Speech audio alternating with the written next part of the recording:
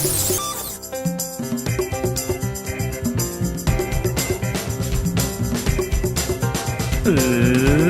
and gentlemen, welcome to the Westgarth Realty audio experience. Ladies and gentlemen, Seb Westgarth here from Westgarth Realty, and welcome back to the podcast.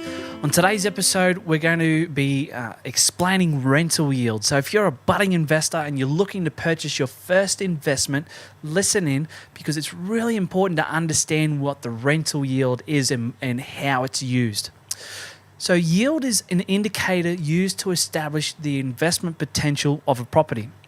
The rental yield is usually calculated over a year and is typically a gross figure, so it doesn't include any expenses, and it's usually expressed as a percentage.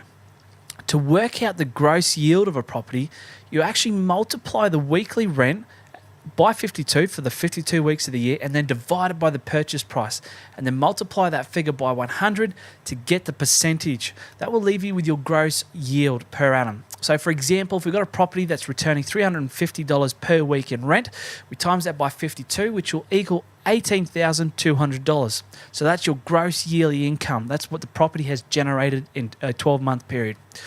Now let's say the purchase price is $375. We take $18,200 and divide it by $375,000, which will equal 0.0485. We then multiply that by 100 and we get 4.85%. So that is the estimated gross rental yield that home will produce. So as I mentioned, investors use this percentage as a guide when looking for a property with good rental potential. The higher the rental yield, the higher the potential income can be.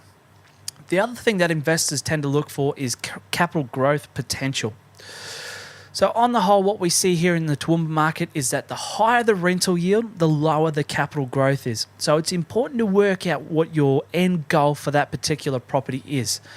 If you're looking to build a long-term portfolio, high rental yields may actually work more in your favour. It's going to put more money in your pocket.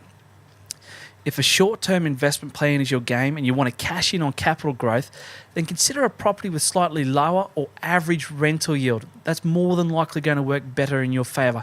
You're going to have more out-of-pocket expenses more than likely. You're going to be paying more for your mortgage out of your own pocket, but you will cash in with that capital growth. Whatever your property goals are, though, it's always important to generously calculate the expenses for those unexpected maintenance issues that can pop up. Whether a property is new or old, if we think we've got a really good tenant, sometimes things just pop up and they end up sucking a lot of money out of your pocket. And if you're not ready for it, it can cause you a lot of issues. So it's really important to calculate your expenses and be generous with them. Anyway, that's it for this episode. If you've got any questions, feel free to shoot me an email. My email is seb, S-E-B, at westgarths, W-E-S-T-G-A-R-T-H-S.com.au.